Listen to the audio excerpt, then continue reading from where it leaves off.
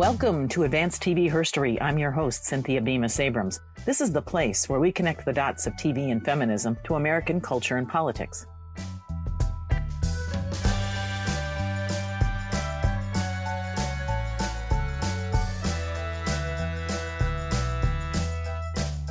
TV historians, we've got a repeat guest with us today. We're going to be talking with Bridget Kies. And if that name rings a bell, it's because back in November of 2022, Bridget and I had a great conversation about the distinguished career of Angela Lansbury. Now, most of us remember, well, TV-wise, we remember foremost Angela Lansbury in Murder, She Wrote.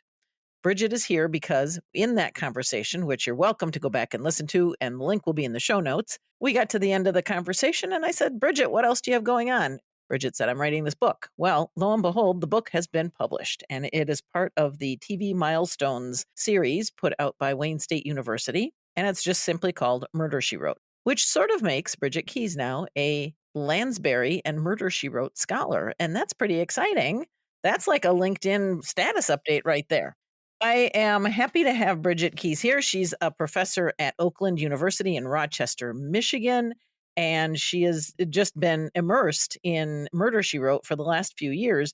But now that she has this book in hand, she's also talking more in depth about it. And you know what? Murder, She Wrote is just one of those series that is worth further investigating because it's not obvious necessarily why people find it so viewable. Why is it viewable? Why do they watch it? And what do they get from watching it? So those are some of the questions we're going to be exploring with Bridget today. So welcome, Bridget, to Advanced TV Herstory. Thank you so much for having me back. And thank you for that lovely introduction. I've never considered myself a Lansbury scholar, but I'm going to claim it now. I love that. Last summer, I was called a TV documentarian, and I'm like, I'll take that. Yes. As long as it's coming from somebody in the field, I figure, okay. So Wayne State University is one of the presses that sort of feeds the academic community of pop culture and television and media studies. And you ended up submitting to the TV Milestone series. Why did you choose that particular effort to bring your Murder, She Wrote material to readers and students? The TV Milestone series is a series of short books, and they're intended to be accessible to non-academic audiences like normal people. And the book is really short, and that's due to the word count limitations in the series. I would have loved to have been able to write double what I did.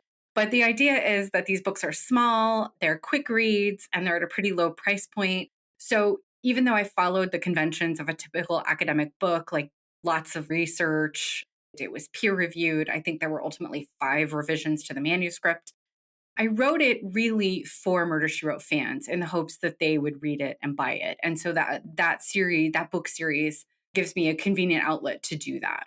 And listeners, we will have more information on how you can purchase any element from the TV Milestones, but particularly the Murder, She Wrote book. So what I will tell you is, yes, it is a short book, and she sort of divides it into sections, which makes a lot of sense. And, when you think about just sort of turning the Murder, She Wrote Rubik's Cube of what makes it fascinating, she sort of delved into 4 major areas. And one has to do with cozy mysteries, which is a phrase I had never heard of before. So I'm happy to talk about that. Then Angela Lansbury's career and how that so influenced both getting the series off the ground, but then how it evolved with Lansbury and her leadership. The fans and the fandom, because you can never talk too much about the importance of them.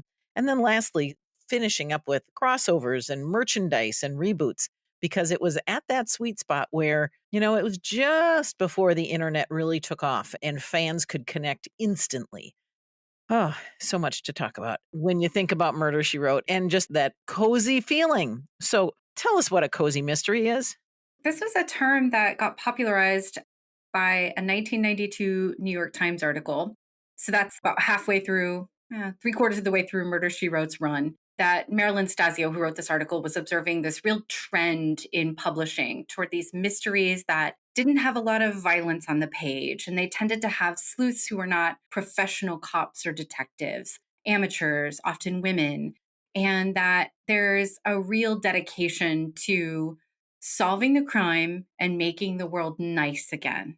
So just a good feeling that justice will prevail and that crime is sort of out of the norm and it has to be fixed. And that's actually what Murder She Wrote does.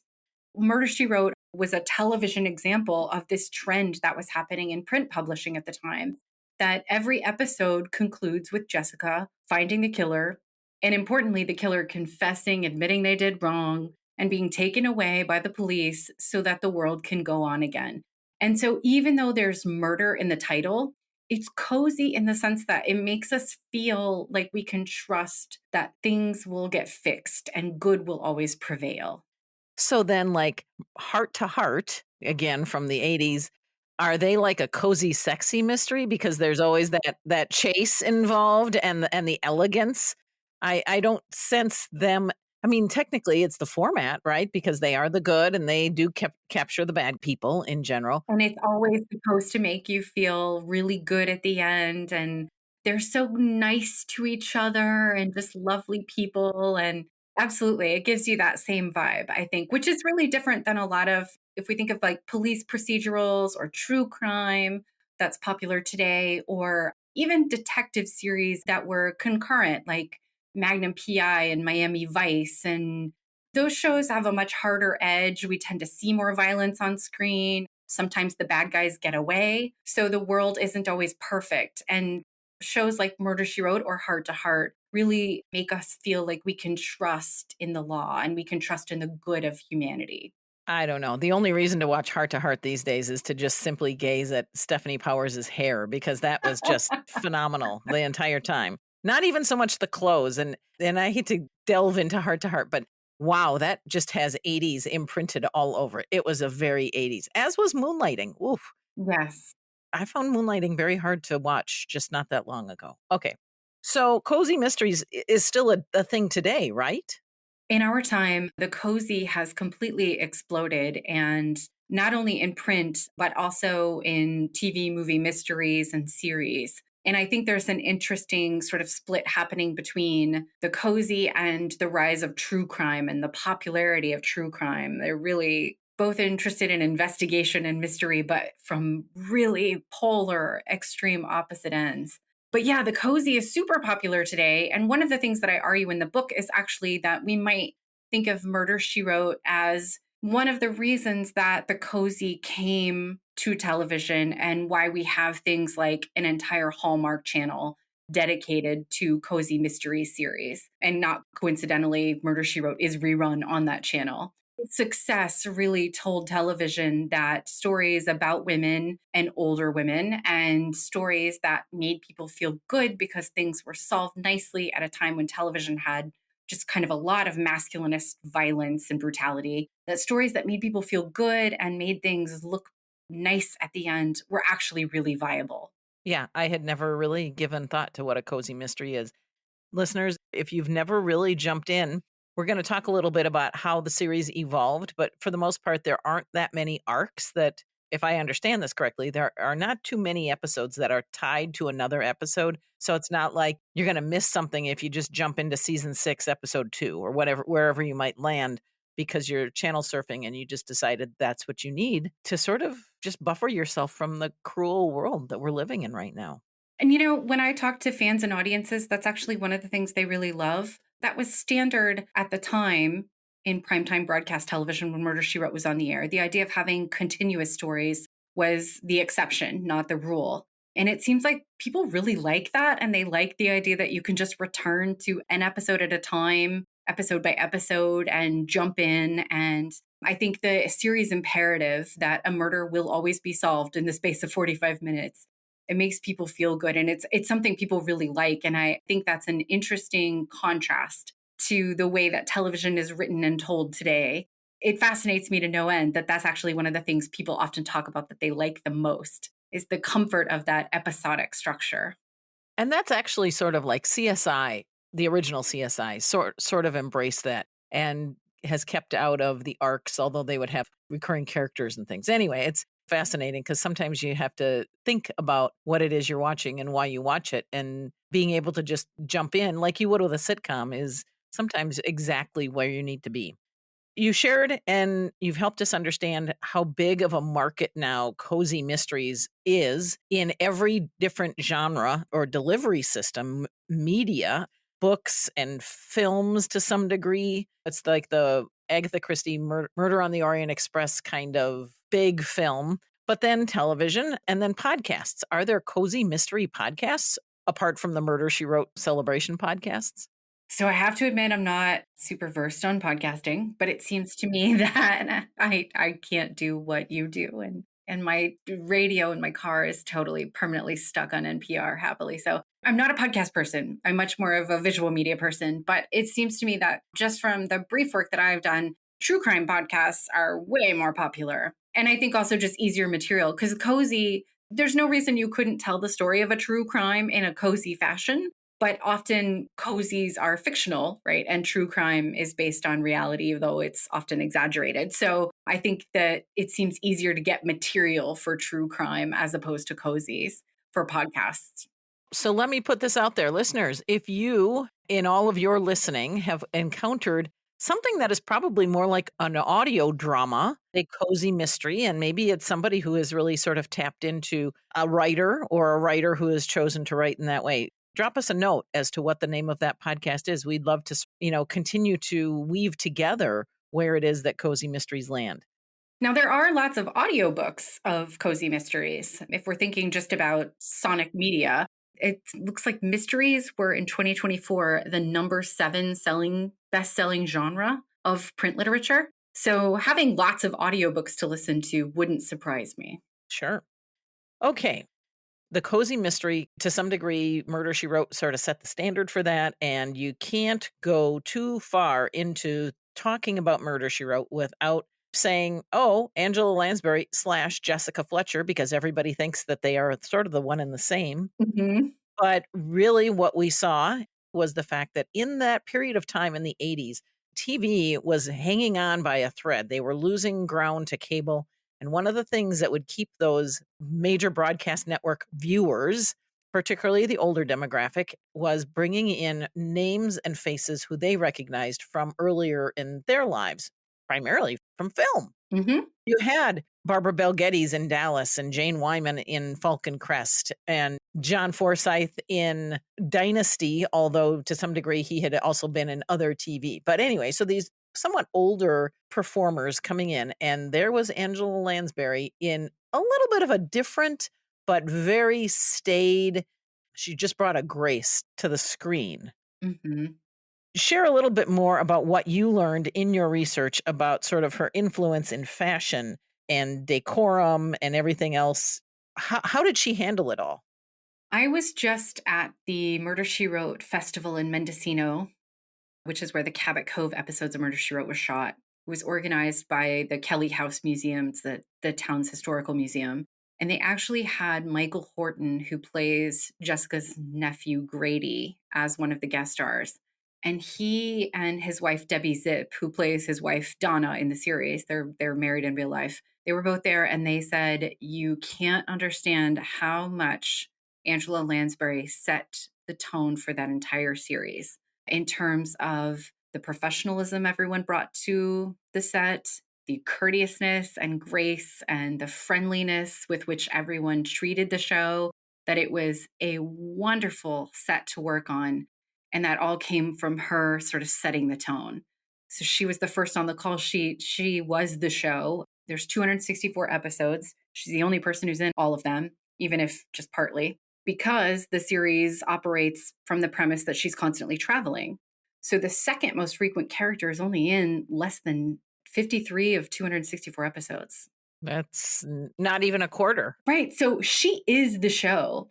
And the idea that she was a huge star when she was hired into this, they weren't even sure she would want to do television, but she did. But she was immensely protective of Jessica Fletcher and would really advocate for her character and for the integrity of the series, but always courteously, always professionally. And she made it a really great environment for everyone else to work on.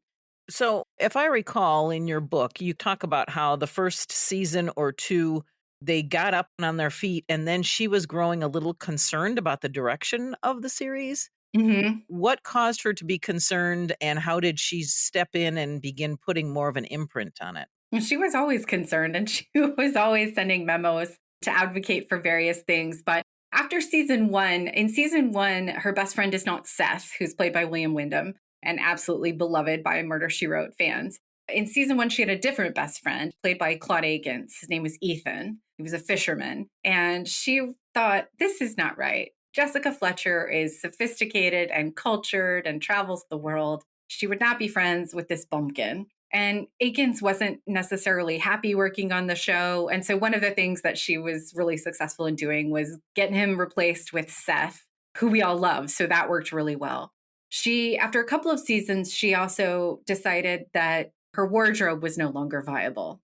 In the narrative of the series, Jessica Fletcher had gotten really famous and really successful and therefore really wealthy. And so, why would she have a wardrobe that wasn't also kind of glamorous? And so, she actually got herself a better, fancier wardrobe. And you see this real discrepancy that when Jessica is in New York or traveling, she looks really amazing. And when she's in Cabot Cove, her hometown, she dresses down because that's what you do when you're at home. You're comfy.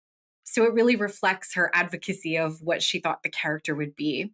Later in the series, she thought, why would she spend so much time in Cabot Cove?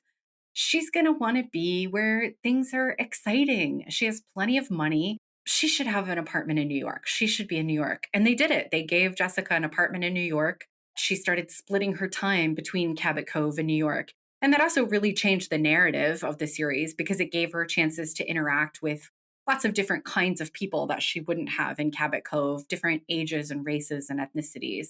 It contributed to really diversifying the storylines as well. So she was always advocating for certain things. One of the things she advocated for after a little bit of working on the series, she had wanted to switch to television because Broadway was getting exhausting. Broadway is just very physically demanding. And television seemed like steady work in a way with a more regular schedule. So she wanted to switch to TV, but when she got on TV, she realized like the working days are incredibly long. There's just so much camera setting up and lighting setting up, and everybody's waiting. The actors are waiting all the time, and the days are 10 hours, 12 hours long. And she couldn't take it. And she actually advocated for them to wrap up around dinner time, like 5, 6 p.m. There would be a studio car and it would take her home.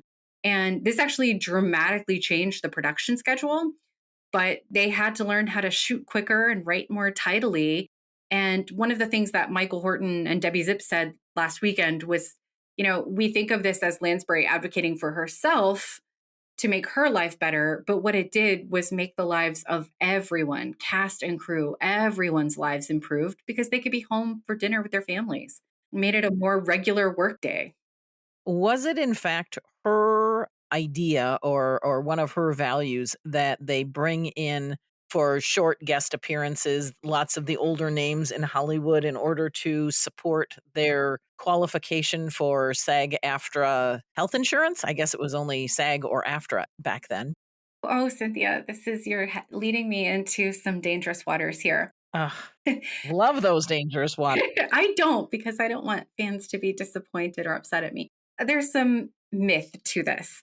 The legend is that famously she hired these people to ensure they would keep their union cards and advocated for people getting work who had been out of work that she knew back from her MGM days.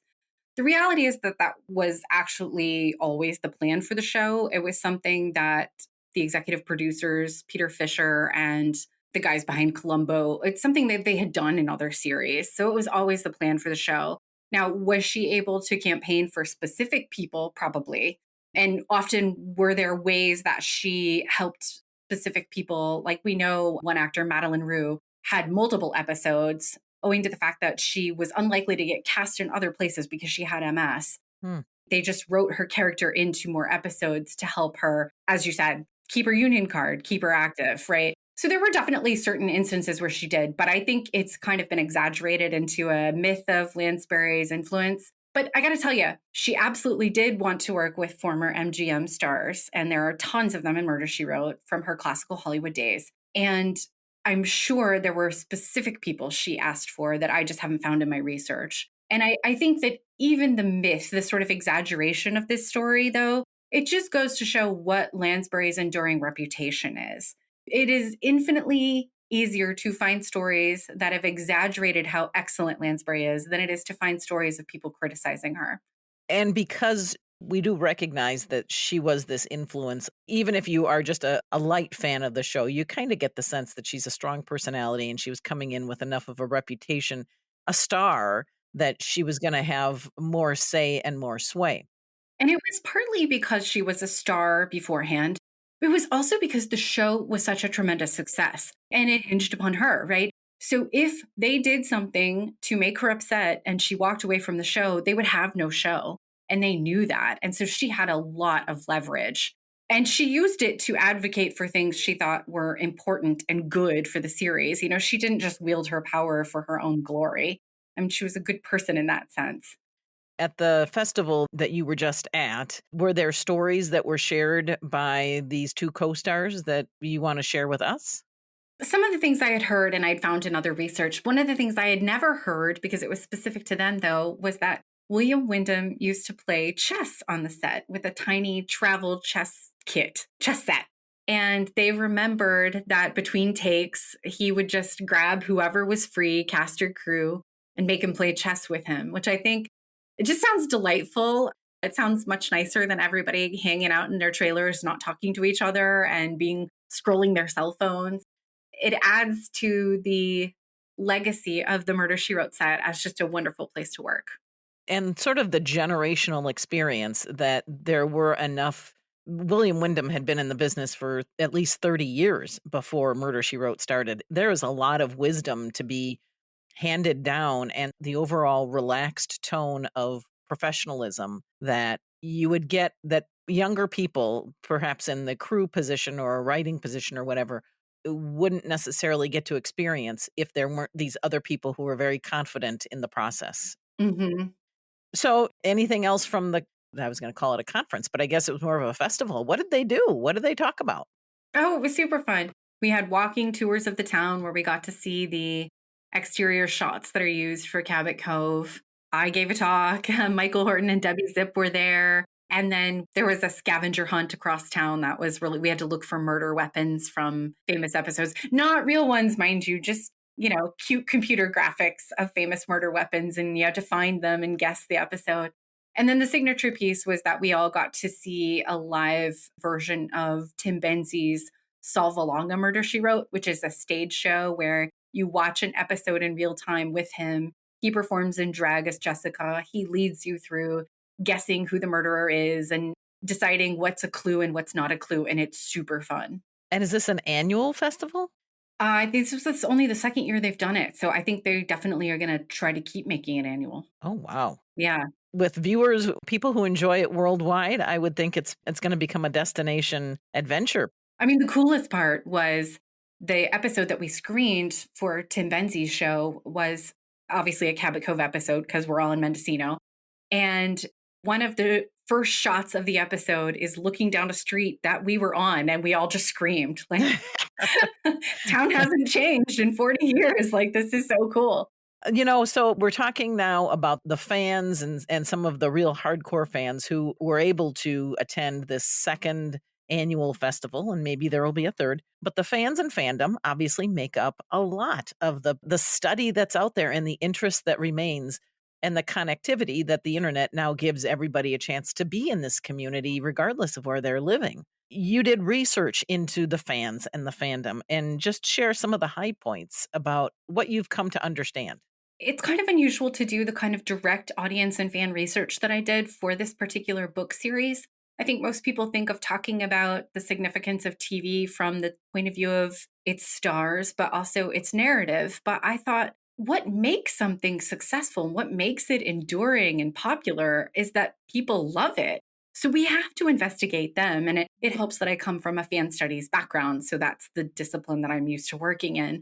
So I did an internet based survey and then I followed it up with like specific interviews of people. And unsurprisingly, everybody loves cozy mysteries. Some people started out by loving Agatha Christie and it led them to Murder She Wrote. Sometimes it worked the opposite. They loved Murder She Wrote and they just wanted to consume Agatha Christie and other mysteries. Another huge finding, and this one was age specific, just so by nature of how my interviews happened, most people were Gen X or older millennials. And I found that the story consistently was I watched this show with my family, I watched this with my grandma. When I watch the show, it reminds me of my grandma. Jessica Fletcher makes me think of my favorite auntie or my grandma. Just over and over again, I heard that same story. So I think there's something to that of the way that we think of Lansbury and Jessica Fletcher also as cozy and that we idolize them. I'm saying we because that's my age demographic too.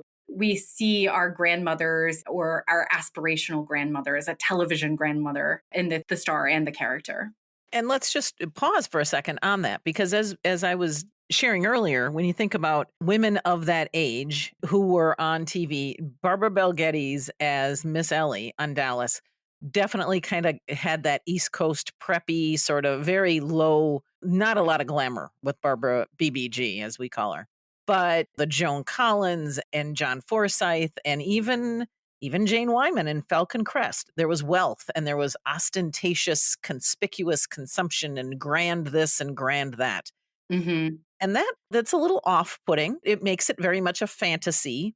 And then here comes Angela Lansbury wearing, well, when she's in Cabot Cove, it feels like she's wearing off the rack, that it was ordered from LL Bean or, from it's Pendleton or whatever it is that is achievable. And that if you are her demographic in the late 80s, you could look like that. And she's not super thin and her hair is clearly colored, but it's very conservative.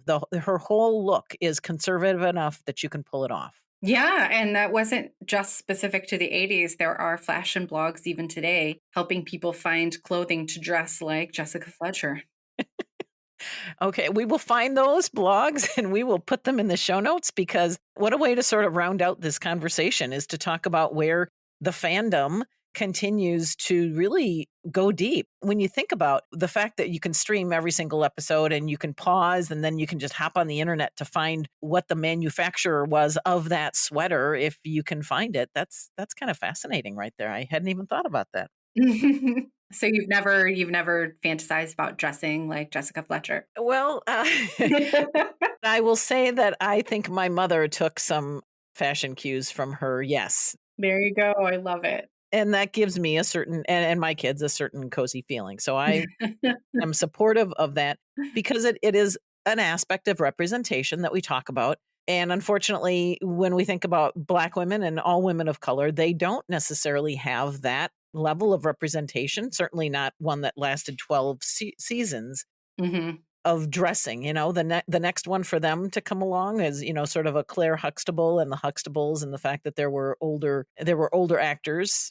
But the older women definitely deserve that too. And everybody deserves some representation. I mean, that's, isn't media and entertainment supposed to reflect who we are? So it's just stuff I think a lot about. And it kind of brings us up to 2025 and the whole discussion of merchandising and reboots and crossovers. Now, you did indicate in your book that there were some crossover series, which we are now very accustomed to in 2025. But there, an early attempt at crossing over Murder, She Wrote with other what was it on? CBS. Uh-huh. Other CBS series. Talk a little bit about that and what Angela Lansbury thought about that. Because Murder, She Wrote was so successful in the ratings, it was top 10 for the first 5 seasons. It never left the top 30 until its final season when it was pitted against Friends on Thursday nights. So it was a juggernaut, right? It was so successful that the idea was we can use the series to spin off new series that will probably also be successful because we expect Murder, She Wrote's audiences to watch them. We can also use it to prop up series that are kind of flagging. So at the time, Magnum PI had been on the air for a couple of years and it was kind of waning in its ratings. So they had this idea to do a Magnum PI Murder, She Wrote crossover.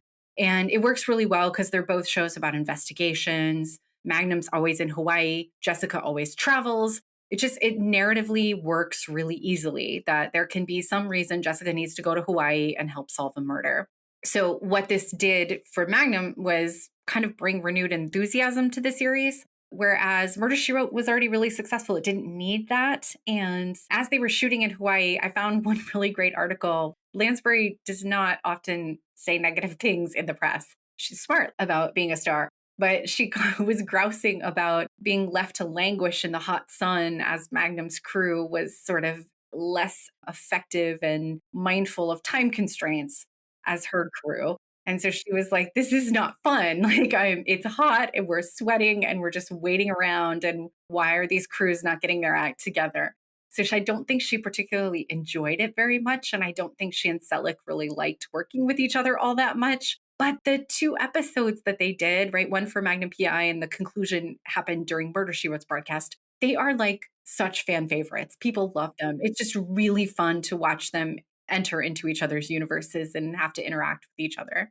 So that was the one and only crossover time, and then springing out of the series, which continue to be very popular, are the murder mystery books, the little paperbacks.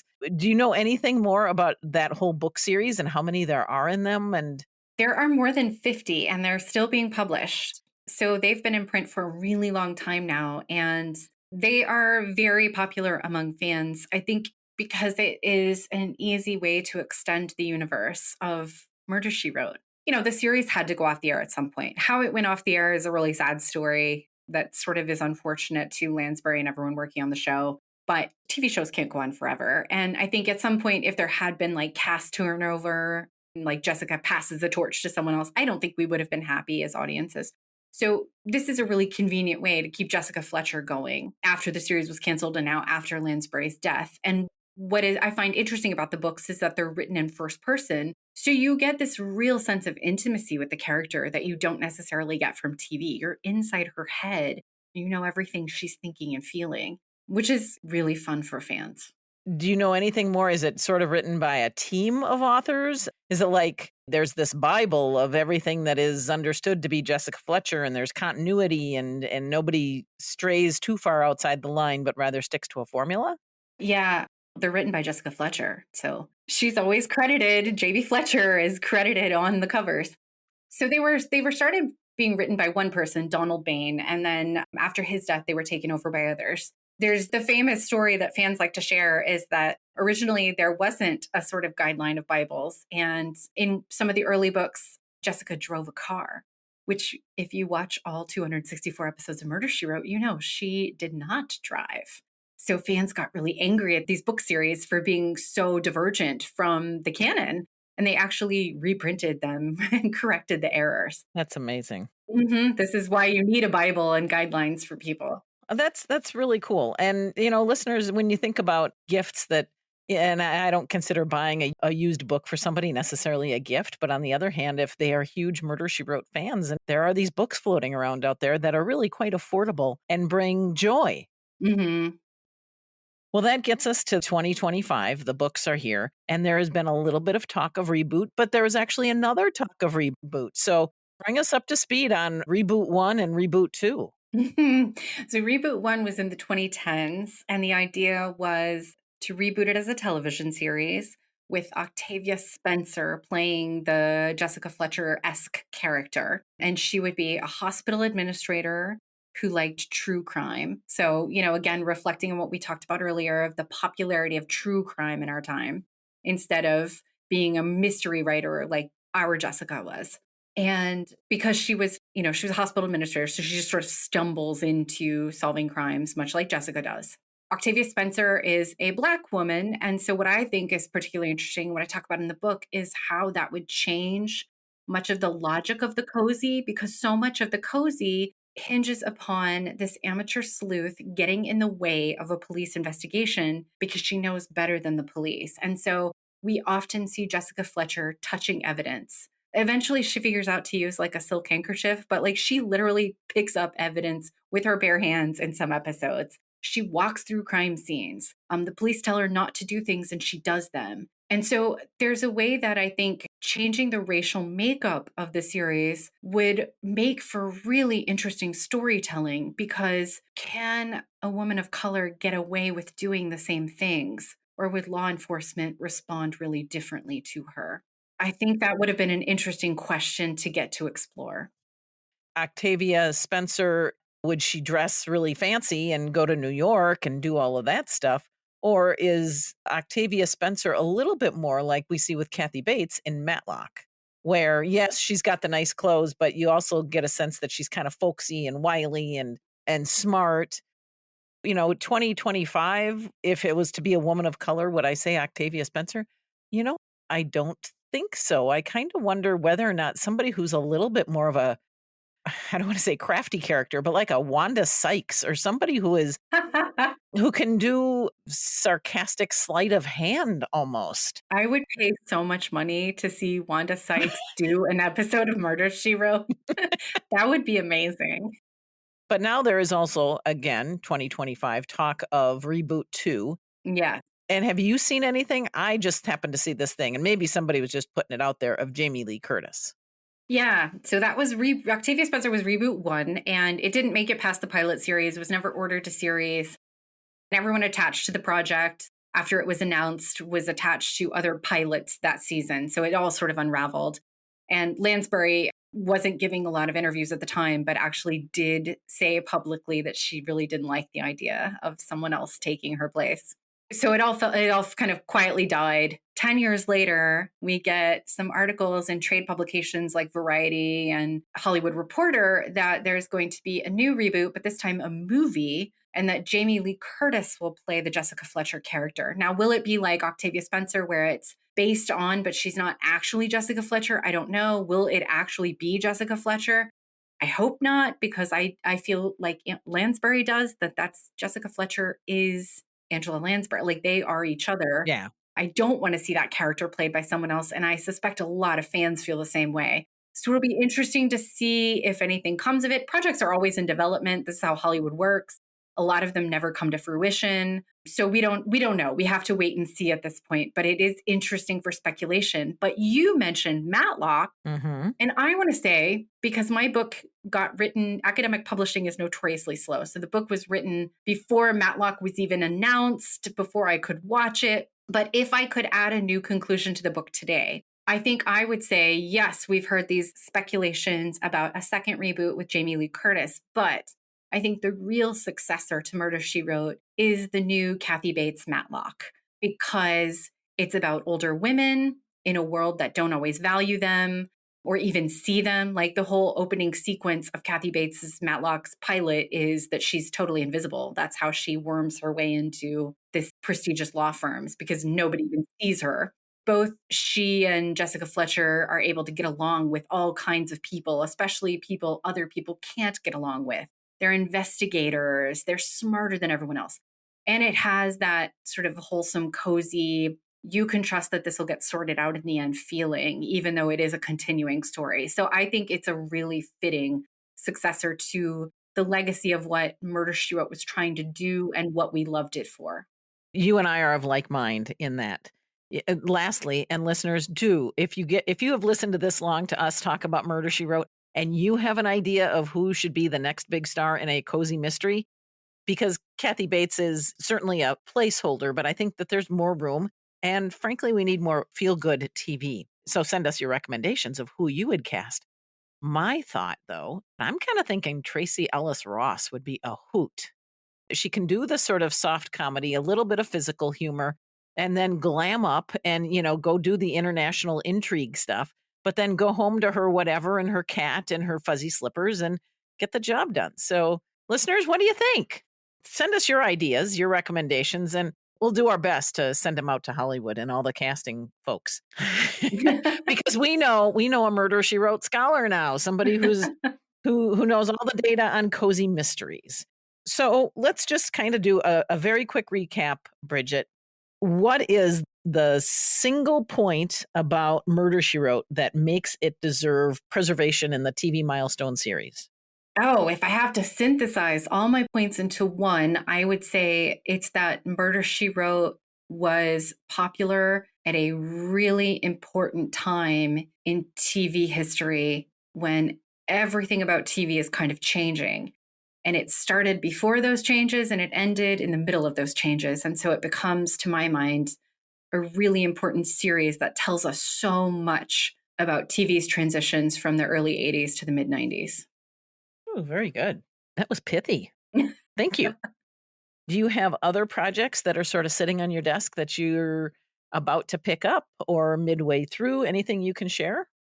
Well, I'm working on a continuation of my study of fans, and that kind of came out of this finding that I call everybody's grandmother. So I'm looking at the way that people had that reaction to Jessica Fletcher slash Angela Lansbury, and that was timed with the popularity of the Golden Girls. And when Betty White died, lots of newspaper headlines said, America's grandmother, they had dubbed her that. And so I think there's something about the grandmotherliness and people my age watching these shows over and over. I have tons of friends who just like love watching reruns of the Golden Girls. So I'm about to launch a new survey to get some more data from fans about what it is that compels us to watch these older women. Oh, and the Golden Girls fandom that's legendary. That's huge. Oh, I wish you all the best in that. And lastly, I guess, we talked a little bit about podcasts. What about your podcast, the Cabot Cove Gazette? Is it gonna come back at least for some episodes to talk about the book? I knew this question was going to come up, and it's the one I dread. It came up at the festival too, and I was like, I have to answer this question in front of 200 people. So the podcast, we were going really strong. I loved doing it. We had lots of listeners, and people would write us in and respond to us on social media, and it was awesome. And then my co-host left the podcast. So it's been really challenging to try to find a replacement host. And I think you have to have two people because the whole point is that we bicker and banter and riff off each other. So I have some fans who've done guest episodes that will eventually sort of maybe be coming out. And I actually did a bunch of audio recording when I was in Mendocino. So hopefully I can turn my experience of being at the festival into a podcast. But I have to listen to it because I want to be sensitive to not include recordings of people who don't want to, unknowingly end up in a podcast episode. That's understandable. Listeners, we will include links to the Cabot Cove Gazette. Murder, She Wrote is not going away.